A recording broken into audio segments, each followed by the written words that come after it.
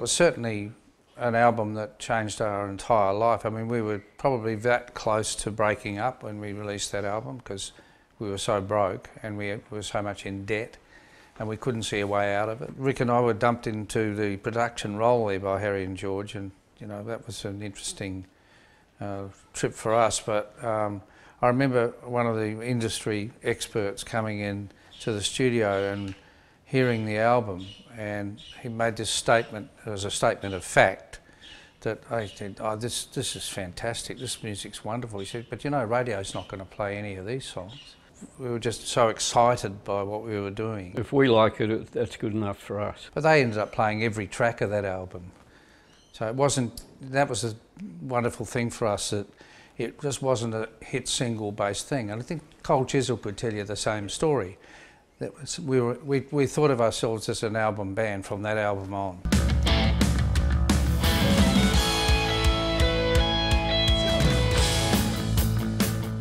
We were writing these songs. We had a lot of influence from AC/DC, watching them play live and record.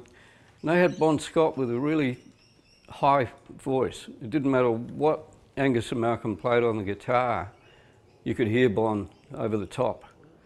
Yeah, Doc had a mid-range voice, and if we were to play full on through a verse, you'd never hear what he was singing. And so when John came in with the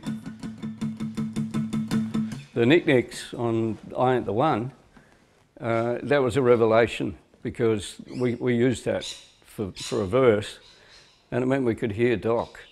And then we would open out for the chorus. So, like, Take a Long Line.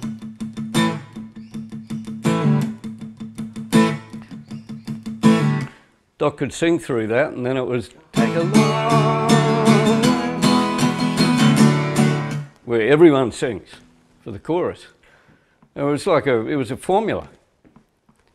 And we wrote a number of songs like that. Because the thing is that it went with the hi-hats.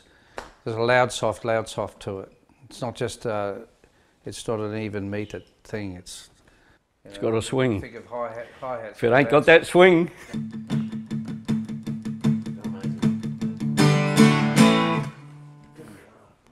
More on knick-knacks.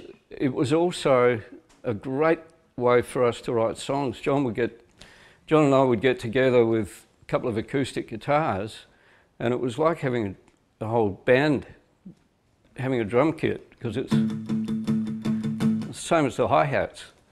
So we would write songs like that and feel like we had the band around us. The band finally found a unique sound.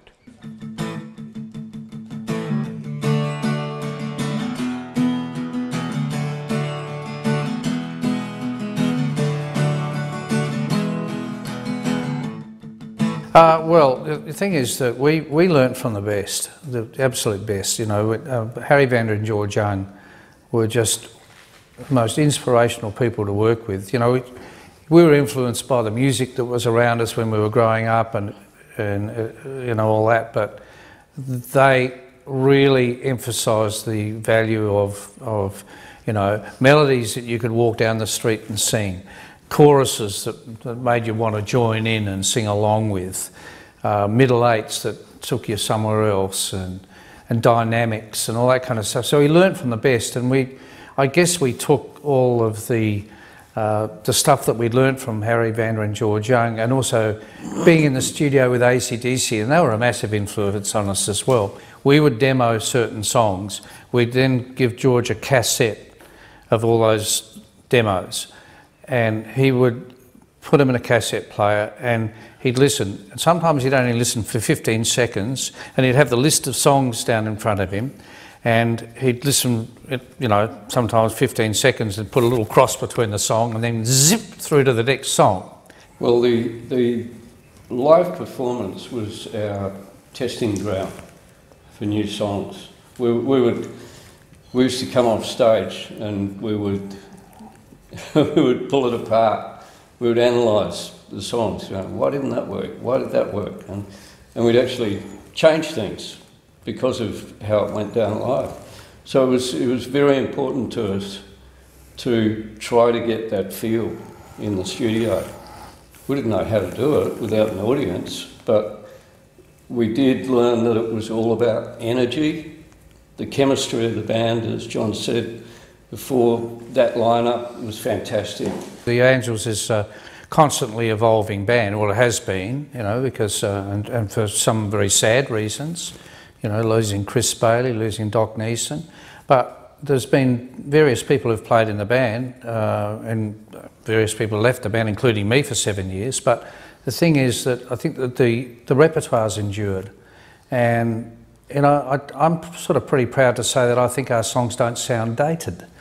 You know, we do these big shows that we're doing at the moment, and you see all these people in their 20s singing our songs, you know that, well, maybe they're still relating to them, you know, and I think that's one of the great things about rock and roll music. If you get it right, it's sort of timeless. You can listen to ZZ Top you could listen to it 50 years' time and it's still going to sound fresh. And I think we're in a little bit in that bag.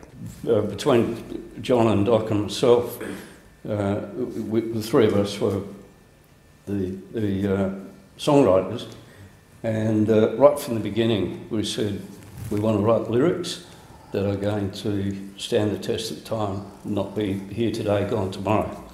I'm thinking about something about Face to Face too, because when we released that album, and then by the time we did the David Bowie tour, before we did the David Bowie tour, the album had gone through the roof. It was double platinum. We did the the David Bowie tour. It was in triple platinum, and then that came into the summer of 1978. And on beautiful, still summer evenings, you could walk outside your house in the night time, and you could hear Face to Face being played in various backyards around your neighbourhood, and that would have been the same right across, you know, Sydney and all the other cities too, because by that stage it was huge everywhere. So that was an amazing experience to be able to walk outside your house and hear your record being played in people's houses. The backyard barbecue album.